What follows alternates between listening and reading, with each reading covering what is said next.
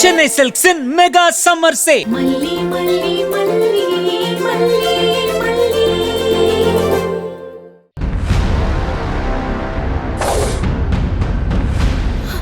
எங்க எனக்கு என்னமோ அங்க ஜன்னல் தெரியுதுல்ல, அந்த ரூம்ல தான் இருப்பானு தோணுதுங்க.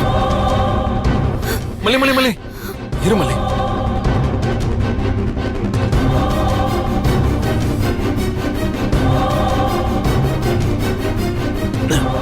எனக்கு ஒரு வழி தோணுது.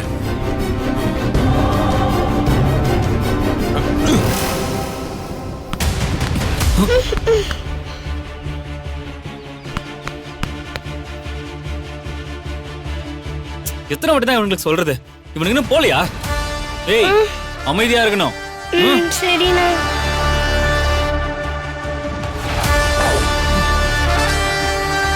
யாரோ அது பந்து அடிக்கிறது? ஐயோ, ஏய் நில்றா. ஏய் நில்லு.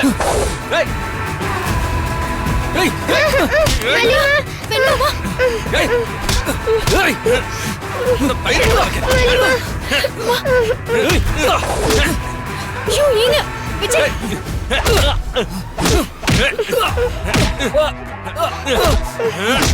ஏங்க வா. மலிமா ஏய் ஏய், கிட்ட வந்தா குத்திடுவேன். விட்றா மல்லி விட்றா. சொல்றா விட்றா. வந்தா குத்திடுவேன். ஏய் மல்லி இந்த பக்கம் வா. ஏய் விட்றா. ஏய் ஏய் நில்லு. ஐயோ உனக்கு ஒண்ணும் இல்லல, ஒண்ணும் இல்லல. ஏய் வெண்மா மல்லி மல்லி உனக்கு ஒண்ணும் இல்லல. எனக்கு ஒண்ணும் இல்ல. உனக்கு ஒண்ணும் இல்லல. டாடா வாங்க வாங்க போலாம். போலாம். வாங்க சீக்கிரம்.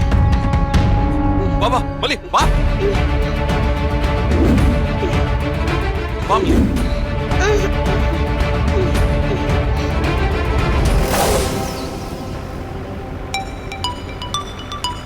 சொல்லுங்க விஜய். சார் நான் விஜய் பேசுறேன். என் பொண்ணு வெண்பா கிடைச்சிட்டா சார். கவினை பிடிச்சிட்டீங்களா? இப்ப அவன் எங்க இருக்கான்? சார் அந்த கவின் தப்பிச்சு ஓடிட்டான் சார். சரி, நீங்க லொகேஷன் அனுப்புங்க, நான் உடனே அங்க வரேன். Okay sir. வண்டியை திருப்புங்க.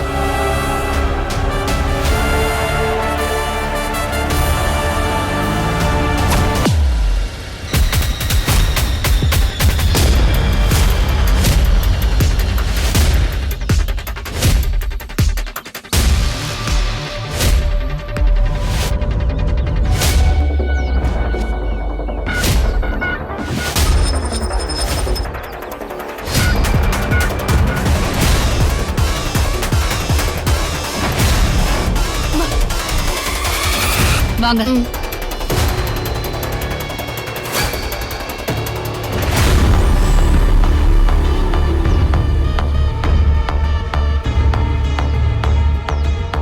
அந்த கவின் எங்க?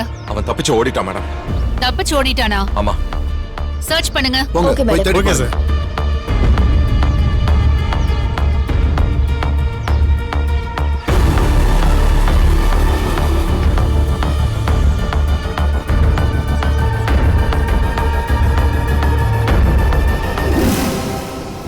மேடம் இந்த வந்துட்டாங்க.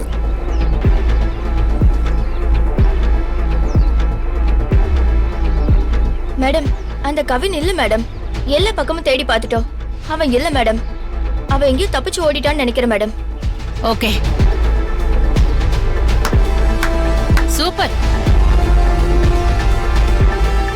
நான் சொன்னப்ப நீங்க யாரும் நம்பல சார். இப்பயாவது இங்க நடக்கிற டிராமா உங்களுக்கு புரியுதா? இந்த மல்லியும் விஜயும் போலீஸை ஏமாத்துறதுல எந்த அளவுக்கு போவாங்கன்றது உங்களுக்கு புரியுதா? உங்களால இவங்களோட தந்திரத்தை எல்லாம் புரிஞ்சுக்க முடியுதா சார்? இன்ஸ்பெக்டர் நீங்க என்ன சொல்றீங்க? புரியல. கவினும் நீங்களும் கூட்டாளின்னு சொல்றேன். சுடர் கொலையில உங்க 3 பேருக்குமே பங்கு இருக்குன்னு சொல்றேன். இன்ஸ்பெக்டர் எங்க உயிரை பணையம் வச்சு அந்த கவினோட போராடி எங்க குழந்தைய நாங்க மீட்டிருக்கோம். கொஞ்சம் அசந்திருந்தா கூட அந்த கவின் ஒரு பாட்டில் பீஸ வச்சு என் மல்லியை ஏதாவது பண்ணிருப்பான். அவரோட போராடி கூட்டிட்டு வந்திருக்கேன். கொஞ்சம் கூட இறக்கமே இல்லாம நாங்களும் கிரிமினலும் கூட்டாளிங்கிறீங்க. விஜய், டயலாக் ரொம்ப சூப்பரா இருக்கு. நீங்க 2 பேருமே ஸ்கிரீன் பிளே எழுதுவது எப்படின்னு ஒரு புக்கே எழுதலாம். மேடம் இந்த வலியும் வேதனையும் உங்களுக்கு கிண்டலா இருக்கா? நாங்க காலையில இருந்து எங்க குழந்தைய தொலைச்சிட்டு எவ்வளவு தவிச்சு போயிருக்கோம் தெரியுமா? எங்கெல்லாம் அலைஞ்சோம் தெரியுமா? எங்க மனசு எவ்வளவு பாடுபட்டுச்சு தெரியுமா? எதுவுமே புரிஞ்சுக்காம பேசிட்டு இருக்கீங்க. காக்கி சட்டை போட்டா இதே என் இரும்பாயிருமா? இவ்வளவு யோசிக்கிற ஒரு போலீஸ் ஆபீசரை நான் பார்த்ததே கிடையாது. என்ன விஜய், குழந்தை விஷயத்த சொல்லி சிம்பதி கிரியேட் பண்ணலாம்னு நினைக்கிறியா? உன் குழந்தை காணாமையே போகல. குழந்தை காணாம போச்சுன்னு சொன்னதே பெரிய டிராமா தான். உன் குழந்தைய பத்திரமா அந்த கவின் கிட்டயே நீ கொடுத்து அமிச்சிட்டு அவனை சாயந்தரம் வரைக்கும் பாத்துக்க வச்சுட்டு போலீஸோட கவனத்தை திருப்பி வேற பக்கம் அலைய வச்சுட்டு நீ அவனை சேஃபா தப்பிக்க வச்சிருக்க. உன் மேல நான் இறக்கம் வேற படணுமா? உங்க மேல நான் கருணை வேற காட்டணுமா? மேடம், எப்படி இப்படி அபாண்டமா பேச முடியுது? யாராவது பெத்த குழந்தைய ஒரு பொறுக்கி கிட்ட கொடுத்து அனுப்புவாங்களா? அவன் கொலைகாரன், குழந்தைய கடத்தி பிளாக்மெயில் பண்றவன். ஏன் அவன் கூட சுடர கொலை பண்ணிருக்க சான்ஸ் இருக்கு. அவனை நம்பி குழந்தைய அனுப்புவாங்களா? ஒரு பொறுக்கிக்கும் எங்களுக்கும் சம்மந்தம் இருக்குன்னு சொல்றீங்க. எங்களால தாங்க முடியல மேடம். இங்க பாரு, இவ்வளவுலாம் வேண்டாம். நீ என்னென்ன பண்ணுவன்னு எனக்கு எல்லாமே தெரியும். நான் நிறைய பார்த்தாச்சு. காலையில இருந்து கவினை நாங்க தேடிட்டு இருக்கோம். ஆனா அவன் எங்களுக்கு சிக்கவே இல்ல. எப்படி உங்ககிட்ட மட்டும் கம்யூனிகேஷன் வச்சிருக்கான்? அவன் இருக்கிற இடம் இவ்வளவு துல்லியமா உங்களுக்கு எப்படி தெரிஞ்சது? நீங்க என்ன போலீஸ் டிபார்ட்மெண்ட்டை விட ரொம்ப புத்திசாலியா என்ன? இங்க பாருங்க, அவனுக்கு வெண்பாவை கடத்தி பணம் பறிக்கிறது முக்கியமா இருந்திருக்கு. அதனாலதான் அவன் எங்களை காண்டாக்ட் பண்ணான். ஒரு கிரிமினல் எங்களை பிளாக்மெயில் பண்றதுக்காக கால் பண்ணத அவனுக்கும் எங்களுக்கும் தொடர்பு இருக்கிறதா சொல்றீங்க? நீங்க இப்படி மனசாட்சி இல்லாம இருப்பீங்க நான் நினைச்சு கூட பார்க்கல. விஜய், அந்த கவினை மீட் பண்ணி டீல் பேசுறதுக்காக தான் நீ இங்க வந்த. ஆனா நான் அந்த கவினை பிடிக்கிறதுக்காக வந்திருக்கேன். அந்த கவின் சிக்கிட்டா உன் பொண்டாட்டி அந்த சுடரை கொலை பண்ணான்ற விஷயம் தெரிஞ்சிடுங்கிறதுக்காக பத்திரமா பேக் பண்ணி அவனை அனுப்புறதுக்கு நீ முடிவு பண்ணிட்ட. அதுக்கு நீ போட்டதும் இந்த குழந்தை காணாம போனதும் எல்லாமே ஒரு டிராமா தான். கடைசியா அந்த கவினை மீட் பண்ணி டீலும் பேசிட்ட. நாங்க இங்க வந்ததும் பத்திரமா அவனை வழியும் அமுச்சு வச்சுட்ட. இதுதான் இங்க நடந்திருக்கு. எங்களுக்கு இதை கேட்ட அழறதா சிரிக்கிறதானே தெரியல மேடம். உங்களோட போராடி போராடி நாங்க டயர்ட் ஆயிட்டோம். ஆண்டி, அவங்க என் முகத்துல மயக்க மருந்து அடிச்சுதான் என்ன கூட்டிட்டே வந்தாங்க. காலையில இருந்து என்ன மிரட்டி தான் உட்கார வச்சாங்க. காட் ப்ராமிஸ், என் டாடா தான் சண்டை போட்டு என்ன காப்பாத்துனாங்க. செல்லம், நீ இதுல தலையிடாத. உனக்கு இங்க நடக்கிற விஷயம் எல்லாம் புரியாது. மேடம், எங்களுக்கும் அந்த கொலைக்கும் சம்பந்தம் இல்லைன்னு உங்ககிட்ட 100 வாட்டி சொல்லியாச்சு. நீங்க என்ன அதே நம்பல? அந்த கிரிமினல் கவினுக்கும் எங்களுக்கும் சம்பந்தம் இல்லைன்னு சொல்றதையா நம்ப போறீங்க? உங்களை நம்ப வைக்கிற முயற்சியில என் நேரம் தான் வீணா போய்கிட்டு இருக்கு. இதுக்கு மேல உங்களை நம்ப வைக்கிறதுக்கு நான் எந்த முயற்சியும் பண்ண போறது இல்ல. நீங்க என்ன பண்ணணும்னு நினைக்கிறீங்களோ பண்ணிக்கோங்க. உங்களை கையும் களவுமா பிடிக்கணுங்கிறதுக்காக தான் நான் ஏற்காடுக்கே கிளம்பி வந்தேன். அந்த கவின் தான் இதை நிரூபிக்கிறதுக்கான துருப்புச்சீட்டாவே இருந்தான். அவனதான் ரொம்ப தந்திரமா தப்பிச்சு போக வச்சிட்டீங்களே. அந்த தெனாவட்ல தானே நீங்க பேசிட்டு இருக்கீங்க. ஒரு கொலைய பண்ணிட்டு அவ்வளவு ஈஸியாலாம் தப்பிச்சு போயிட முடியாது விஜய். அவன் எங்க இருந்தாலும் நான் தூக்குவேன். அன்னைக்கு நீயோ மல்லியோ நிச்சயமா வெளியே இருக்க முடியாது. அத ஞாபகம் வச்சுக்கோங்க. மேடம், நான் கொலை பண்ணியிருந்தா அப்படி ஒரு விஷயம் நடக்கட்டும் மேடம். உங்க முயற்சிக்கு எங்களோட வாழ்த்துக்கள் மேடம். இவ்வளவு பேசுவியா மல்லி? ஒரு கொலை பண்ணிட்டு உன்னால துணிச்சல் இப்படி எல்லாம் பேச முடியுமா? நீ மாட்டுவ, நிச்சயமா ஒரு நாள் மாட்டுவ. எல்லா ஆதாரத்தையும் நான் கோர்ட்ல ப்ரொடியூஸ் பண்ற அன்னைக்கு உன் புருஷன் இல்ல, அந்த கடவுளே வந்தாலும் உன்னை காப்பாற்ற முடியாது. இந்த தீபிகா யாருங்கறத நீ ஒவ்வொரு நாளும் பாப்ப. சந்திரன், வாங்க போலாம். சார், ஒரு நிமிஷம். என் பொண்ணை கண்டுபிடிச்சு கொடுக்கறதுக்காக நீங்க நிறைய முயற்சி பண்ணீங்க. நிறைய விஷயத்துல எங்களுக்கு ஒத்துழைப்பும் கொடுத்தீங்க. ரொம்ப தேங்க்ஸ் சார். தீபிகா மேடத்துக்கு மனசுல வேற ஏதோ பிரச்சனை. நீங்க ஏதோ தப்பா நினைக்காதீங்க. Thank you so much sir. Chandran, it's okay. பத்திரமா Okay, sir. போங்க. Thank you sir.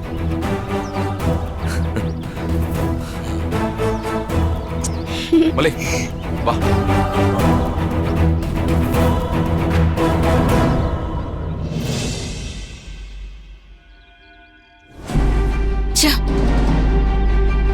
அந்த கவின் மட்டும் சிக்கிருந்தானா ஒரு கல்லுல 3 மாங்காய் மாதிரி 3 பேரையும் மொத்தமா தூக்கியிருப்பேன். அந்த கவின் தப்பிச்சு இவங்க 2 பேரையும் தப்பிக்க விட்டுட்டான். அந்த 3 பேருக்கும் தொடர்பு இருக்குன்னு நீங்க இன்னும் ஸ்ட்ராங்கா நம்புறீங்களா மேடம்? 100% தொடர்பு இல்லைன்னா மல்லியும் விஜயும் ட்ரிப் போறன்னு எதுக்கு ஏற்காடு வரணும்? நீங்களே கொஞ்சம் யோசிச்சு பாருங்க. விஜய் ஒரு பணக்காரன், அவன் நினைச்சா ஃபாரினே போலாம். அப்படியே ஷார்ட்டா ஒரு ட்ரிப் போறதா முடிவு பண்ணாலும் ஊட்டி கொடைக்கானல் போகலாம். அவன் எதுக்கு இங்க ஏற்காடுக்கு வரணும்? இங்கதான் அந்த கவின் இருக்காங்கிறதுனால அவன் இங்க வந்திருக்கான். ஆனா நம்ம சொல்றதெல்லாம் வெறும் யூகமாவே இருக்கே மேடம். அந்த ஒன்ன வச்சுதான் அந்த விஜயும் மல்லியும் தப்பிச்சுக்கிட்டே இருக்காங்க. மாட்டும் போதெல்லாம் பக்கம் பக்கமா வசனம் பேசுறாங்க. அந்த கவின் சிக்கியிருந்தா அவன் கிட்ட ஒரு கன்ஃபர்மேஷன் ஸ்டேட்மெண்ட் வாங்கி அந்த மல்லியை இங்கேயே அரெஸ்ட் பண்ணிருப்பேன். அதான் பிளான் பண்ணி அவனை தப்பிக்க வச்சுட்டாங்களே. இப்போ அடுத்து என்ன மேடம் பண்றது? இனிமே நாம இங்க இருக்கிறது வேஸ்ட். அவன் எப்படியும் இந்த மலையை விட்டு கீழே இறங்க ஆரம்பிச்சிருப்பான். அவன் தப்பிச்சு வேற ஸ்டேட்டுக்கு போறதுக்கும் வாய்ப்பு இருக்கு. அதுக்குள்ள நம்ம அவனை எப்படியாவது பிடிக்க பார்க்கணும். எஸ்ஐ சார், ஆ? நீங்க போற வழியில இருக்கிற செக் போஸ்டுக்கெல்லாம் இன்ஃபார்ம் பண்ணிட்டீங்கல்ல? ம். அந்த கவினோட போட்டோஸ் எல்லாம் அனுப்பிச்சிட்டீங்கல்ல? அனுப்பிட்டேன் மேடம். ம். ரோட்டு வழியில அவன் போனானா நிச்சயமா அவன் பிடிபட்டுருவான். ஆனா உள்ளூர் ஆளுங்க துணை இருந்து காட்டு வழியில அவன் போனானா பிடிக்கிறது கஷ்டம். நம்மளால முடிஞ்ச வழியில எல்லாம் ட்ரை பண்ணுவோம் சார். அவனோட போஸ்டரை மலை இறங்குற வழியில எல்லாம் ஒட்ட சொல்லுங்க. அதுக்கெல்லாம் ஏற்பாடு பண்ணிட்டேன் மேடம். ஏதாவது தகவல் தெரிஞ்சதுன்னா அரெஸ்ட் பண்ணிட்டு நீங்க எனக்கு தகவல் சொல்லுங்க. நாங்க இப்ப கிளம்புறோம். உங்க கூட ஒர்க் பண்ணது ரொம்ப மோட்டிவேஷனலா இருந்துச்சு மேடம். ம். ஏற்காடுல என்ன ஹெல்ப் பண்ணாலும் கேளுங்க, நான் பண்ணி தந்துடுறேன். ரொம்ப பெஸ்டான கோஆபரேஷன் எனக்கு நீங்க கொடுத்தீங்க. Thank you sir. சரிங்க மேடம். நாங்க கிளம்புறோம். வாங்க மேடம், நான் சண்டை. ஓகே.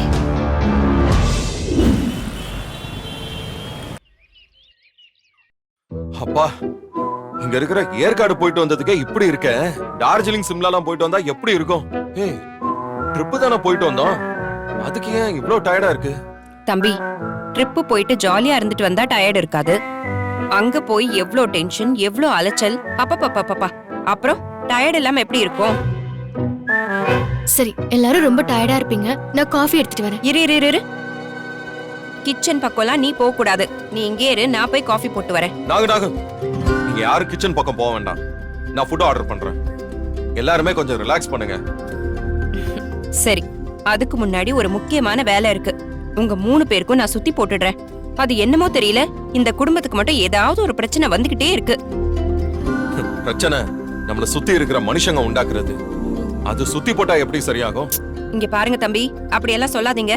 இருங்க, நான் போய் கொண்டு வரேன். சுத்தி போட்டுட்டு எப்படி சரியாகுதுன்னு மட்டும் பாருங்க.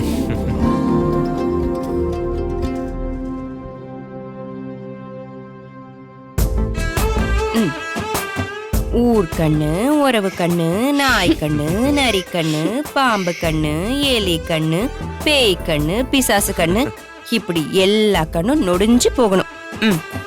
துப்பு. நீ துப்பு. துப்புங்க. இருங்க, வரேன்.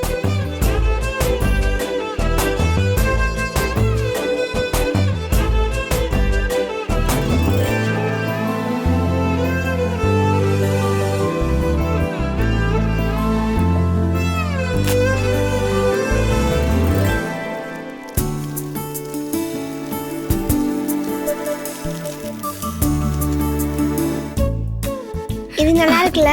நல்லா இருக்கு. இது நல்லா இருக்கா? நல்லா இருக்கு. வெண்பா, சாப்பிடும்போது மொபைல பார்க்காத, சாப்பாட கவனிச்சு சாப்பிடு. மயிலு, நீ சாப்பிட வேண்டியதானே? நீங்க வெளியூர்ல இருந்து வந்திருக்கீங்க, இப்ப எனக்கு பசி இல்ல, நான் அப்புறமா சாப்பிட்டுக்கிறேன் மாமா. சரிம்மா. டாடா, ஒரு நாள் ஏற்காடுல ஹாப்பியா இருந்தோம்ல டாடா, அப்ப நான் நிறைய வீடியோ ஷூட் பண்ணேன். அதை வச்சு ஒரு டிராவல் பிளாக் பண்ண போறேன். அதுதான் சித்தி கிட்ட காமிச்சிட்டு இருக்கேன். நீ என்ன வேணாலும் பண்ணு, ஆனா சாப்பிடும்போது அதை பண்ணக்கூடாது. சாப்பிடுறதுக்கும் தூங்குறதுக்குமான நேரத்தை கவனமா கொடுக்கணும்.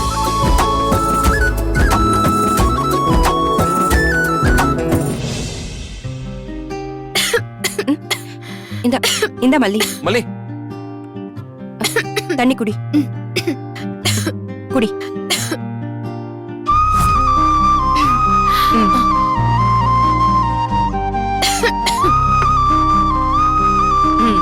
மல்லிய யாரோ நல்லா திட்டுறாங்க. மல்லியை யார் திட்ட போறாங்க? உலகத்துல எந்த ஒரு மனுஷனுக்காவது மல்லி மாதிரி ஒருத்திய திட்டணும்னு தோணுமா? இதெல்லாம் தற்செயலா நடக்குது. டேய், ரொம்ப தலையில தூக்கி வச்செல்லாம் கொண்டாடாத. நானே அவளை ஒரு நாளைக்கு 100 தடவையாவது திட்டிட்டு தான் இருக்கேன். நான் எந்த மனுஷனாவதுன்னு தான் சொன்னேன். நீ தான் மனுஷ பிறவியே இல்லையே. ஆமாண்டா, நம்ம தம்பி நல்லா இருக்கணும், அவன் வாழ்க்கை நல்லா இருக்கணும்னு நினைக்கிறேன் பாத்தியா. நான்லாம் மனுஷியே கிடையாது. உன் கூடவே இருந்து உன்னை ஏமாத்தி புடுங்கி புடுங்கி தின்னுட்டு இருக்காங்க பாரு, அவங்கதான் உனக்கு மனுஷங்க. சாரி, மனுஷங்கெல்லாம் கிடையாது, தெய்வங்க. இப்ப என்ன வேணும் உனக்கு? தம்பி விடுங்க. எதுக்கு வந்ததும் வராததுமா சண்டை போடணும்? யாரு என்ன ஏமாத்துறவங்க, யாரு என்கிட்ட பிடுங்கி திங்குறாங்க, யாரு நான் அசந்த நேரமா பார்த்து எனக்கு நாமம் போட காத்து இருக்கிறவங்கிறதெல்லாம் எனக்கு நல்லா தெரியும்.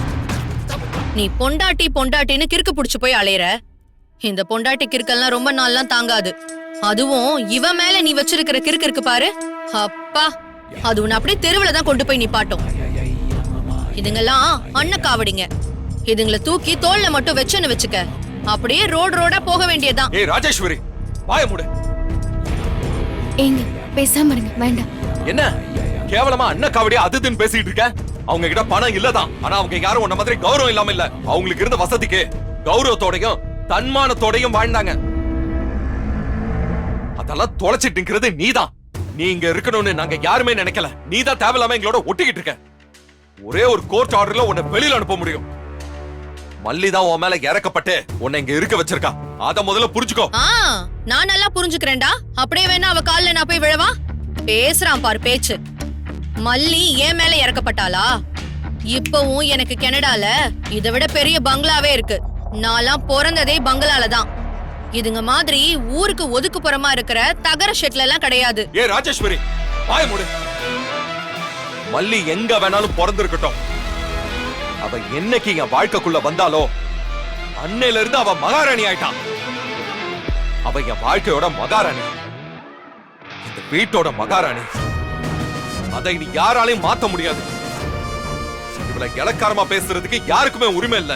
அத முதல்ல நீ புரிஞ்சுக்க. பாப்போம்டா, இன்னும் எத்தனை நாளைக்கு நீ அவளை தலையில தூக்கி வச்சுட்டு ஆடுறேன்னு நானும் பாக்குறேன்.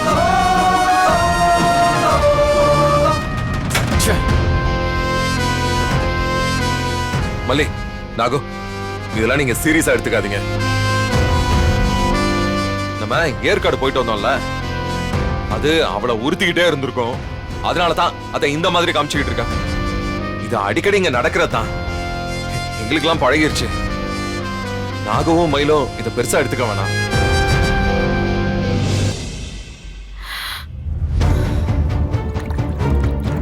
மல்லி,